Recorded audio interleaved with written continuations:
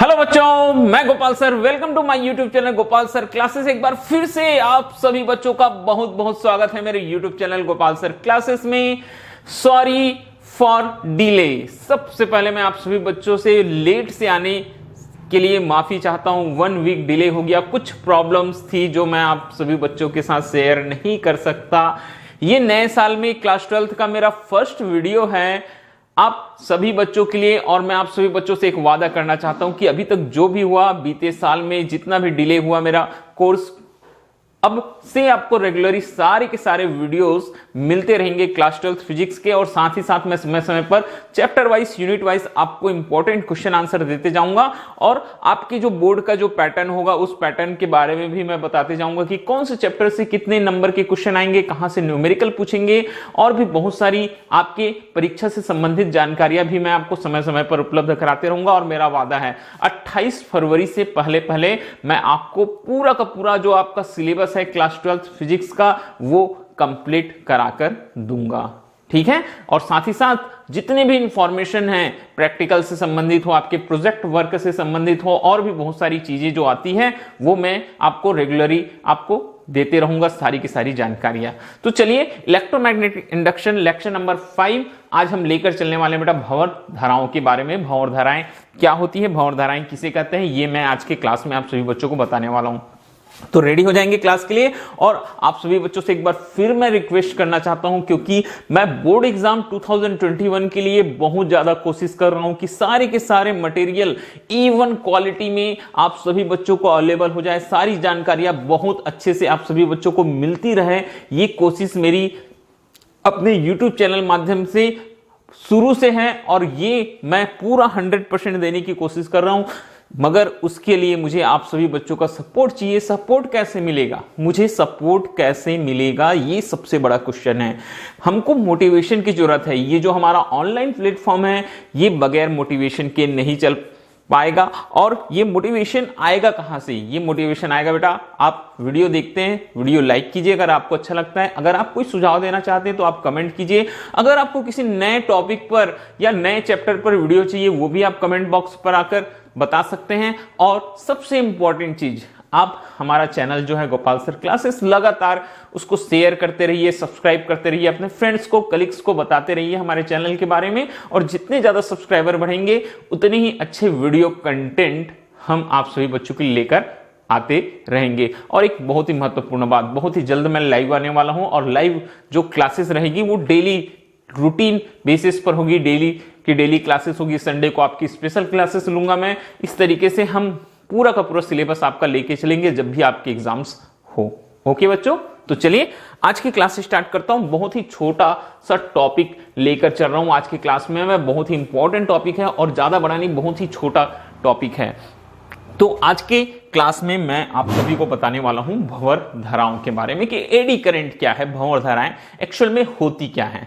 तो class start करने से पहले एक बहुत ही इंपॉर्टेंट चीज एक बार फिर से, ठीक है, पढ़ क्या रहे हैं हम पढ़ क्या रहे हैं आज क्लास स्टार्ट करने से पहले मैं एक बार फिर से आप सभी बच्चों को बताना चाहता हूं कि एक्चुअल में हम देख क्या रहे हैं, हमको पढ़ना क्या है। हमने आपको इस चैप्टर को शुरू किया, शुरू से लेकर हर क्लास में मैंने आपको कुछ बहुत ही महत्वपूर्ण चीजें बताई हैं। तो देखिए, मैं एक थोड़ा सा short revision 5 minutes only. Okay बच्चों, तो मैं आपको इस चैप्टर के शुरुआत से बताते आया हूं कि विद्युत चुंबकीय प्रेरण क्या होता है, विद्युत चुंबकीय प्रेरण क्या होता है, इलेक्ट्रोमैग्नेटिक इंडक्शन होता क्या है एक्चुअल में। तो एक बार फिर से मैं आपको रिपीट कराना चाहता हूं कि एक्चुअल में विद्युत चुंबकीय प्रेरण है क्या। तो चलिए स्टार्ट हो जाते हैं हम। आप एक्चुअल में देखो होता क्या है, ये जो विद्युत चुंबकीय प्रेरण की घटना है, विद्युत चुंबकीय प्रेरण की घटना है, क्या हुआ था विद्युत चुंबकीय प्रेरण। एक क्या था हमारे पास में, एक कुंडली था, ठीक है, एक कुंडली था और एक क्या था बेटा, चुंबक था। एक कुंडली और एक चुंबक, ठीक है, एक कुंडली था और एक चुंबक था। इन दोनों के बीच में हमने करवाया आपेक्षिक गति। आपको समझ में आती है बात? आपेक्षिक गति, एक को स्थिर रखे, दूसरे को हमने मोमेंट करवाया, मूव करवाया, मोशन करवाया। हमने आपको बताया था कि हम जो रहते हैं, जो कॉइल रहता है उसको स्थिर रख देते हैं, और किसको मूव कराते हैं बेटा? चुंबक को कुंडली के आगे पीछे हम मोशन कराते हैं।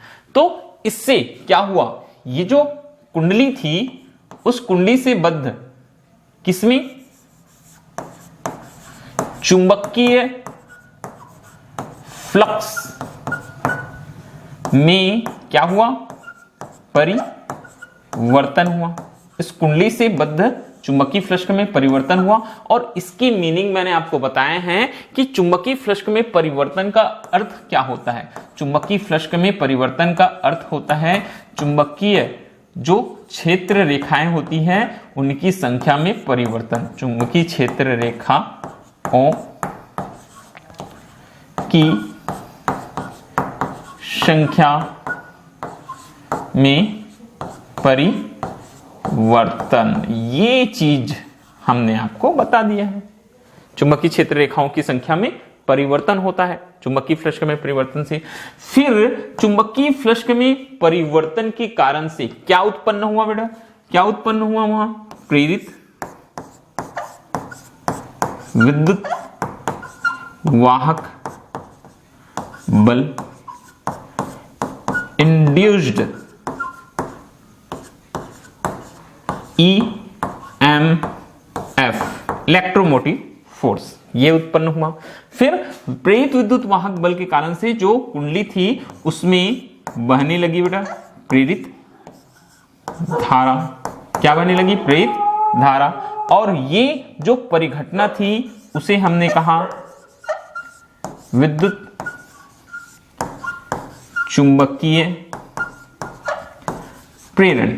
तो ये मैंने रिपीट करवा दिया, ठीक है?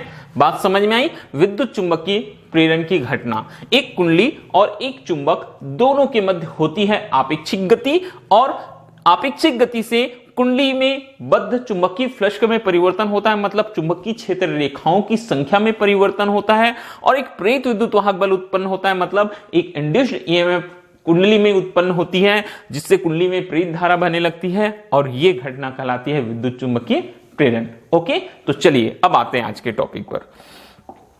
आज का टॉपिक स्टार्टिंग, सबसे पहला टॉपिक, भंवर धाराएं क्या हैं, एडी करंट क्या है। तो अब मैं आ जाता हूं धाराओं के बारे में। मालूम है हम धारा की बात कर रहे हैं, मतलब विद्युत धारा की बात कर रहे हैं, कॉमन सी बात है, बहुत ही सिंपल सी चीज है। अगर हम धारा बोलते हैं मतलब हम विद्युत धारा की बात कर रहे हैं। बात आती है भंवर। भंवर है क्या? भंवर क्या होती है? ये तरंगे होती हैं, गोल गोल तरंगे होती हैं, जो जल में उत्पन्न होती है, वायु में भी उत्पन्न होती है भंवर, ठीक है? मैं यहां एक डायग्राम से आपको दिखाने की कोशिश कर रहा हूं। जल में उत्पन्न भंवर, गोल चक्करदार जो तरंगे हैं वही क्या कहलाती है बेटा? भंवर कहलाती है। क्या कहलाती है? भंवर कहलाती है। तो यहां जो करंट या जो प्रेरित धारा उत्पन्न होगी वो प्रेरित धारा कैसी होगी? वो जल में उत्पन्न भंवर के समान चक्करदार होती है, इसीलिए इसको बोला जाता है भंवर धाराएं। अब बात करेंगे हम परिभाषा की। तो चलिए परिभाषा की बात करते हैं। तो परिभाषा से पहले मैं आपको एक बहुत इंपॉर्टेंट चीज बता देता हूं बेटा। किसने देखा था विद्युत चुंबकीय प्रेरण? जो है फैराडे ने देखा। फैराडे ने देखा था कि किसी कुंडली जो रहती है, ठीक है, किसी कुंडली से जब बद्ध चुंबकीय फ्लक्स में परिवर्तन होता है, ठीक है, किसी कुंडली से बद्ध जब चुंबकीय फ्लक्स में परिवर्तन होता है तो वहां क्या होता है बेटा? एक प्रेरित विद्युत वाहक बल उत्पन्न होता है, प्रेरित धारा बहती है। ये किसने देखा? फैराडे ने। अब ये प्रयोग किया फैराडे ने। फिर एक वैज्ञानिक थे, फोकाल्ट नाम था उनका। तो वो वैज्ञानिक ने क्या देखा? अगर कुंडली में कुंडली से अगर बद्ध चुंबकीय फ्लक्स में परिवर्तन से कुंडली में प्रेरित धारा उत्पन्न हो सकती है, तो उसी प्रकार से किसी चालक से बद्ध चुंबकीय फ्लक्स में भी परिवर्तन होने से चालक में क्या उत्पन्न हो सकती है? बोलता है प्रेरित धाराएं उत्पन्न हो सकती है। और ये प्रेरित धाराएं चालक में उत्पन्न जो प्रेरित धाराएं हैं वो भंवर के समान थी, जल में उत्पन्न भंवर के समान थी, इसीलिए इन्हें कौन सी धाराएं बोला गया? भंवर धाराएं। तो बात आपको समझ में आ गई होगी। फिर से एक बार सुनिएगा। मैंने बताया आपको कि सबसे पहले स्टार्टिंग में फैराडे ने किसी कुंडली से बद्ध चुंबकीय फ्लक्स में परिवर्तन होने से वहां प्रेरित धाराओं की उपस्थिति का पता लगाया। फिर वैज्ञानिक फोकाल्ट ने देखा कि अगर कुंडली में प्रेरित धाराएं उत्पन्न हो सकती है तो यह किसी चालक से बद्ध चुंबकीय फ्लक्स में परिवर्तन करने से उस चालक में भी प्रेरित धाराएं उत्पन्न हो सकती है। तो ये किसका प्रयोग था? ये फोकाल्ट का प्रयोग था।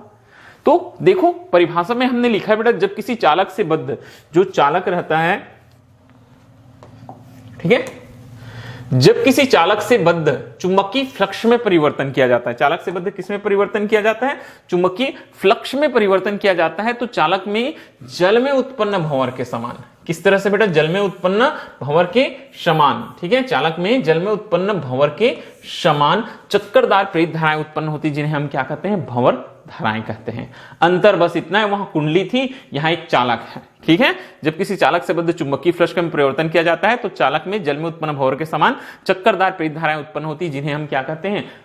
भंवर धाराएं कहते हैं, एडी करंट कहते हैं। अब लेंज के नियमानुसार प्रेरित धाराओं अर्थात भंवर धाराओं की दिशा इस प्रकार होती है कि वह चालक की गति अथवा परिवर्तनशील चुंबकीय क्षेत्र का विरोध कर सके, बोलता है।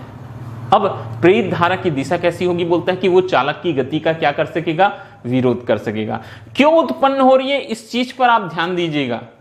क्यों उत्पन्न हुई? क्योंकि चालक से बद्ध चुंबकीय फ्लक्स में परिवर्तन कर दिया। तो प्रेरित धारा की दिशा कैसी होगी? वो चालक की गति का, या चालक में जो चुंबकीय फ्लक्स में परिवर्तन हो रहा है उसका क्या कर सके? बोलता है विरोध कर सके। भंवर धाराओं की इस प्रभाव को अवरोधक प्रभाव कहते हैं, और आविष्कारक के नाम पर इसे क्या कहते हैं बेटा? फोको धाराएं कहते हैं। क्या कहते हैं हम? फोको धाराएं कहते हैं।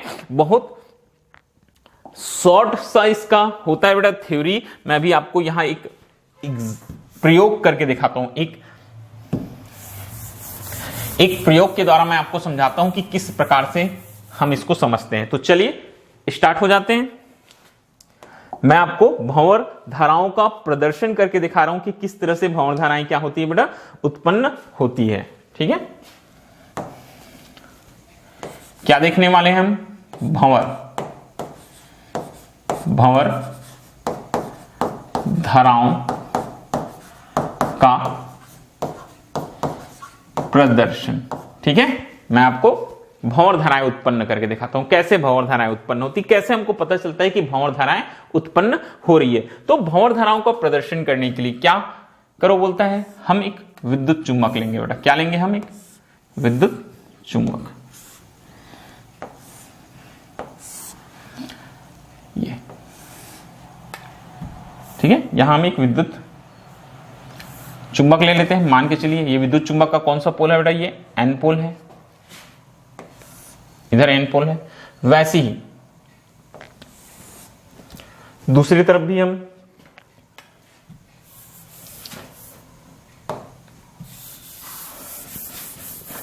एक मिनट रुकिएगा।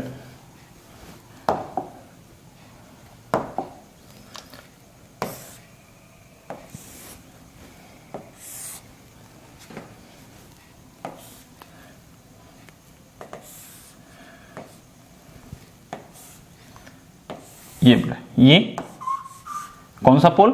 N pole. और इधर फिर से मैं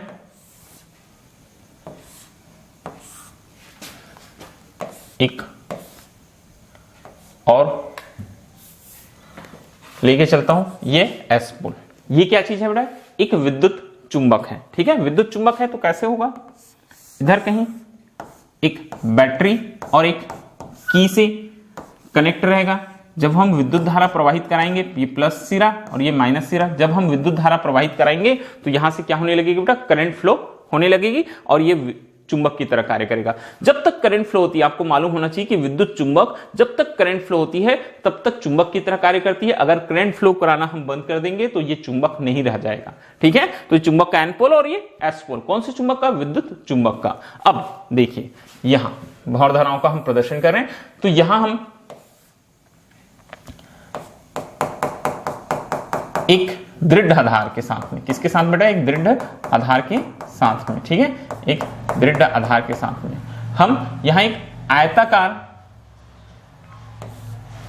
कुंडली को या एक आयताकार चालक प्लेट को एक आयताकार चालक प्लेट को लटका देते हैं। किसको लटका देते हैं? एक आयताकार चालक प्लेट को लटका देते हैं। आप चाहे तो कुछ नाम दे सकते हैं, नाम नहीं देंगे तब भी चलेगा।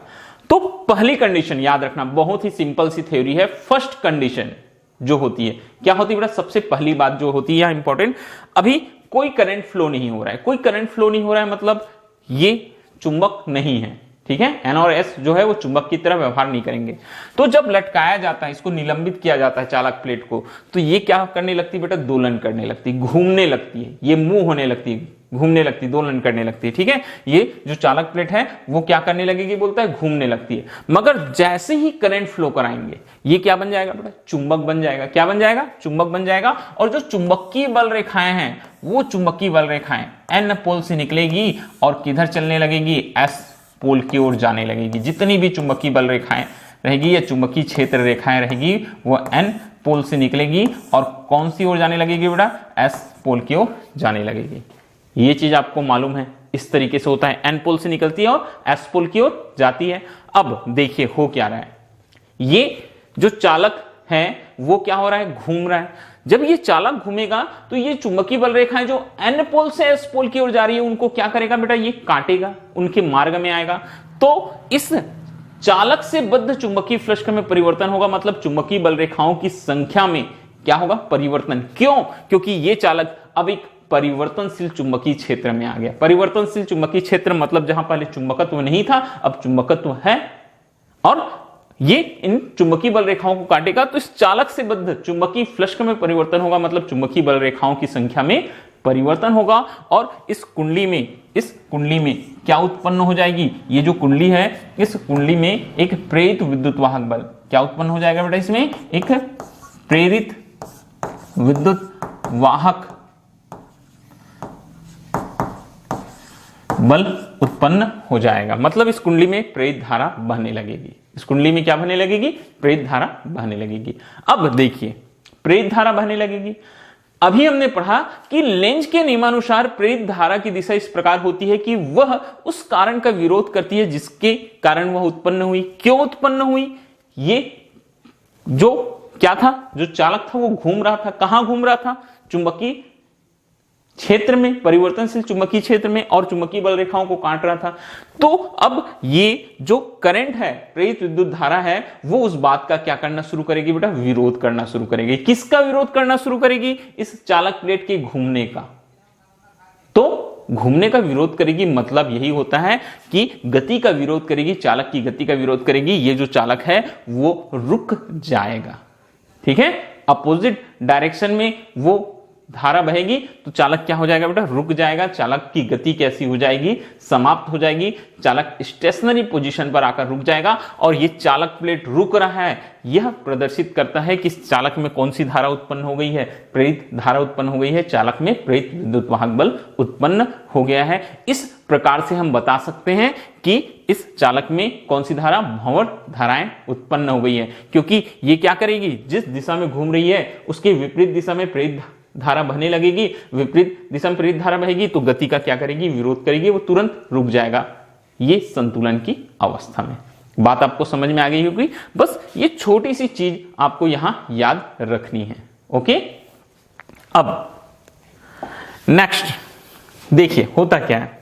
भंवर धाराओं में एक बहुत ही इंपॉर्टेंट जो क्वेश्चन है, हमेशा पूछा जाता है बच्चों, ये चीज हमेशा याद रखना। भंवर धाराओं के लिए हमेशा ये प्रश्न पूछा जाता है कि भंवर धाराओं से हानि तथा उसे कम करने के उपाय। एग्जाम में क्वेश्चन आता है कि ट्रांसफार्मर के क्रोड जो होते हैं वो पटलित बनाए जाते हैं, क्यों? लेमिनेटेड बनाए जाते हैं, क्यों? 2 मार्क्स का क्वेश्चन आता है, वो चीज मैं आपको बताने वाला हूं। तो देखिए भंवर धाराओं से हानि क्या होती है, उसे कम कैसे किया जाता है। मैंने 2 पैराग्राफ लेके रखे हुए हैं। सबसे पहले पैराग्राफ में बताऊंगा कि क्या हानि होती है और दूसरे पैराग्राफ में उसको कैसे कम किया जा सकता है। तो देखेंगे सबसे पहले बोलता है बेटा कि अनेक विद्युत उपकरण, कैसे? बहुत सारे विद्युत उपकरण, और खासकर वे विद्युत उपकरण जिनमें प्रत्यावर्ती धारा प्रवाहित होती है। कौन सी धारा प्रवाहित होती है? प्रत्यावर्ती धारा प्रवाहित होती है। जैसे ट्रांसफार्मर है, डायनेमो है, प्रेरण कुंडली आदि में नर्म लोहे की क्रोड का प्रयोग होता है। कौन से क्रोड का प्रयोग होता है? नर्म लोहे के क्रोड का प्रयोग होता है। इन उपकरणों में प्रत्यावर्ती धारा बहने से क्रोड से बद्ध चुंबकीय फ्लक्स में परिवर्तन होता है। ठीक है। जैसे इसमें प्रत्यावर्ती धारा प्रवाहित की जाती है, क्रोध से बद्ध चुंबकीय फ्लक्स में क्या होता है, बोलता है परिवर्तन होता है, और क्रोध से बद्ध चुंबकीय फ्लक्स में परिवर्तन हो रहा है। ठीक है, क्रोध से बद्ध किसमें, चुंबकीय फ्लक्स में क्या हो रहा है, बोलता है बेटा परिवर्तन होता है, और उसमें भंवर धाराएं उत्पन्न होने से क्रोध क्या हो जाती है, बोलता है गर्म हो जाती है। इस प्रकार विद्युत ऊर्जा ऊष्मीय ऊर्जा के रूप में क्षय होने लगती है, जो कि अवांछनीय है। मतलब विद्युत ऊर्जा ऊष्मीय ऊर्जा के रूप में। बात समझ में आई। ट्रांसफार्मर है, डायनेमो है, प्रेरण कुंडली है, इन सब में जो क्रोड रहता है वो नर्म लोहे का बना होता है। जब इसमें प्रत्यावर्ती धारा प्रवाहित की जाती है तो नर्म लोहे के क्रोड में भंवर धाराएं उत्पन्न हो जाती है, और भंवर धाराओं के कारण से जो विद्युत ऊर्जा है वो ऊष्मीय ऊर्जा के रूप में हानि होने लगती है। मतलब ये हुआ, जो क्रोड है वो क्या हो जाता है बेटा, फ्लक्स परिवर्तन से गर्म हो जाता है, और विद्युत ऊर्जा ऊष्मीय ऊर्जा के रूप में क्या होने लगता है, हानि होने लगता है, जो कि सही नहीं है, बोलता है। तो इस प्रभाव को कम करने के लिए, भंवर धाराओं के प्रभाव को कम करने के लिए, जो गर्म हो रहा है, जो विद्युत ऊर्जा ऊष्मा ऊर्जा के रूप में नष्ट हो रही है, उसको रोकने के लिए क्रोड को अकेले टुकड़े के रूप में ना लेकर, क्रोड को एक सिंगल टुकड़े के रूप में ना लेकर, अब बहुत सारे क्या करते हैं बेटा, पतले पतले एक आयताकार शेप में उसको काट देते हैं पतला रूप में, और बीच का भाग खोखला कर देते हैं। बीच का भाग को क्या कर दिया जाता है, खोखला। इधर देखेंगे डायग्राम में आपको दिखाई दे रहा है कुछ इस तरीके से आयताकार फ्रेम में। ऐसे हम बहुत सारे टुकड़े ले लेते हैं, हम बहुत सारे क्या ले लेते हैं बेटा, टुकड़े ले लेते हैं। किसके, नर्म लोहे के क्रोड के।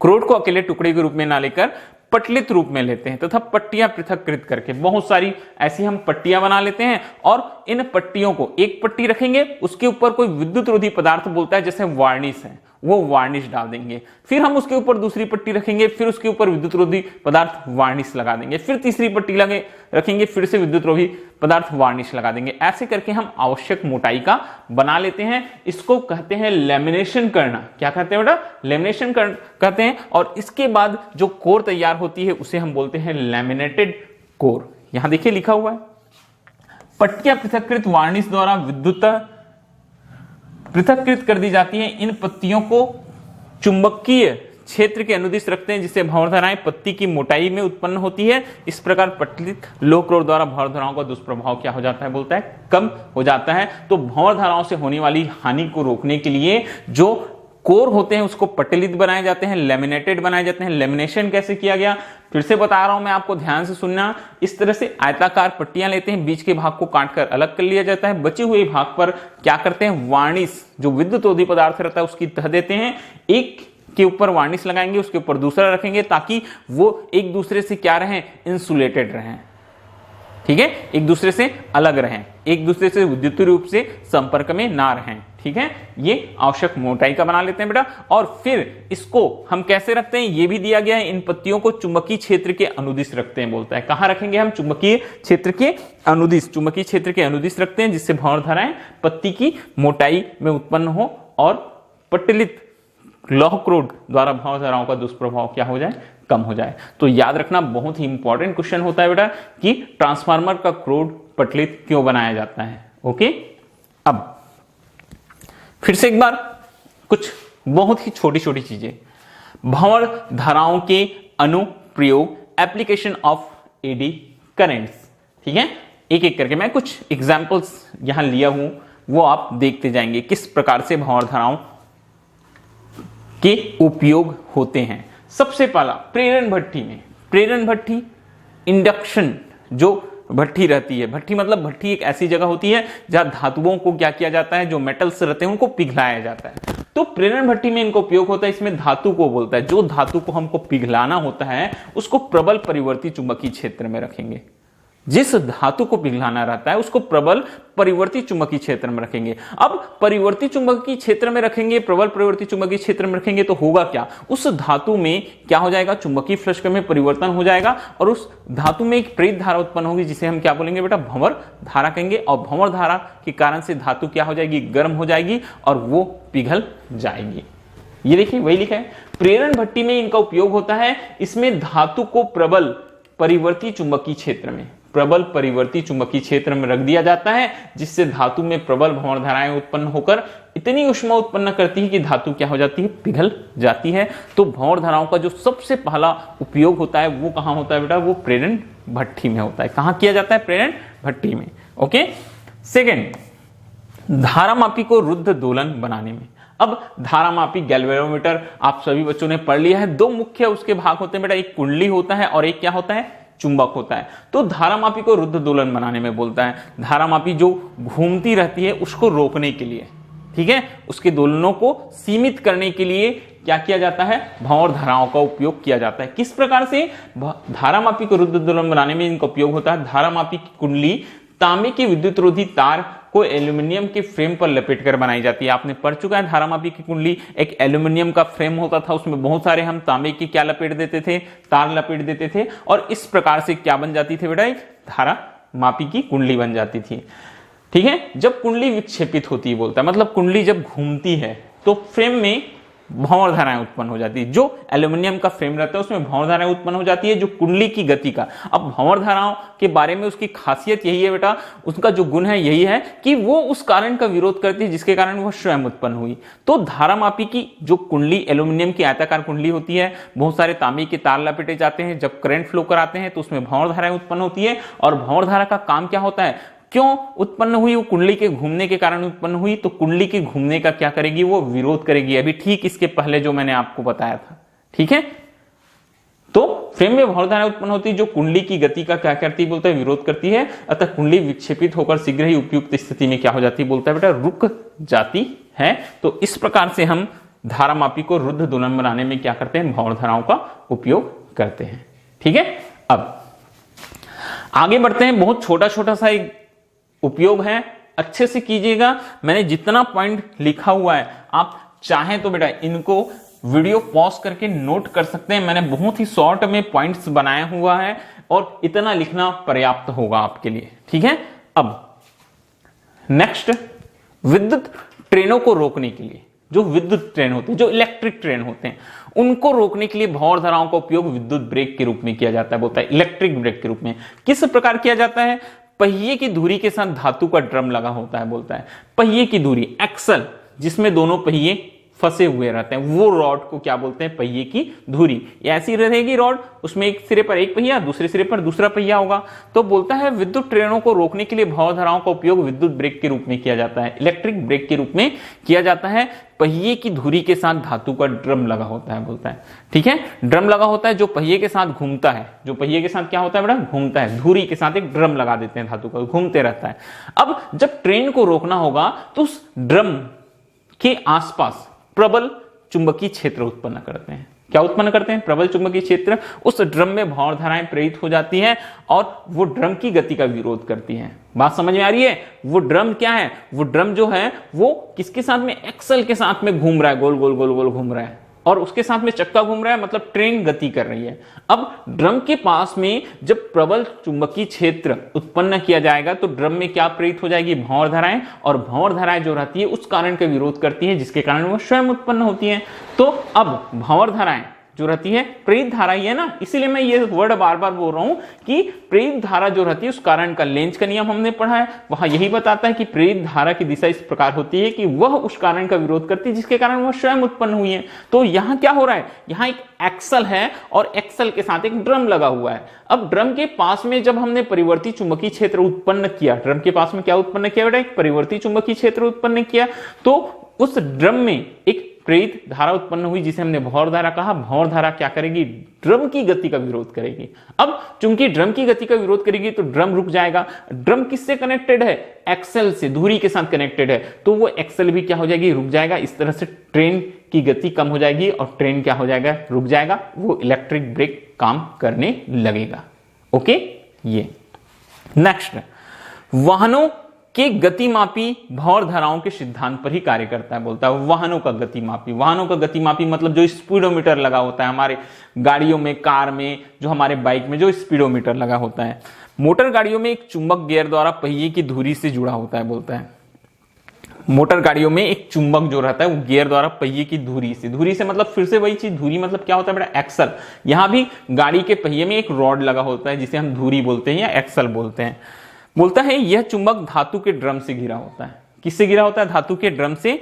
पहिए के साथ साथ ड्रम भी घूमता है, सेम वही वर्क हो रहा है। पहिए के साथ साथ ड्रम भी घूमता है, जिससे ड्रम में क्या उत्पन्न हो जाती है, भंवर धाराएं उत्पन्न हो जाती है, जो घूमते हुए पहिए और ड्रम के मध्य आपेक्षिक गति का विरोध करती है। अतः ड्रम भी घूमने लगता है। ड्रम का घुमाव गाड़ी की चाल के कैसा होता है, बोलता है अनुक्रमानुपातिक होता है। अतः ड्रम में संकेतक लगाकर एक पैमाने द्वारा गाड़ी की चाल को क्या किया जा सकता है, नापा जा सकता है। इस तरीके से आप 2 या 3 भंवर धाराओं से संबंधित, इस प्रकार आप 2 या 3 भंवर धाराओं से संबंधित एग्जाम्पल्स याद करके उनके जो अनुप्रयोग हैं, उनके जो उपयोग हैं, याद करके एग्जाम में लिख सकते हैं। बहुत ही शॉर्ट टॉपिक था, इसलिए मैंने कुछ ज्यादा डिटेल में लेकर नहीं गया। कुछ भी यहाँ डेरिवेशंस, कोई भी फार्मूला नहीं है, थ्योरेटिकल एक टॉपिक है। अब जब आप कॉलेज वगैरह में जाएंगे तो आगे तो इसके बारे में बहुत सारे जो डेरिवेशंस है वो सब पढ़ेंगे। क्लास 12th के लिए जो आपका सिलेबस है उनके अनुसार बस आपको इतना ही पढ़ना है। तो सारी चीजों को बहुत अच्छे से कीजिएगा, बहुत इंपॉर्टेंट टॉपिक है, एग्जाम्स में पूछे जाने वाला टॉपिक है। ओके बच्चों, तो आज की इस वीडियो लेक्चर के लिए बस इतना ही। मैं गोपाल सर अब आप सभी से विदा चाहता हूं। अब नेक्स्ट वीडियो लेक्चर में एक नए टॉपिक के साथ मिलेंगे। Okay, thank you.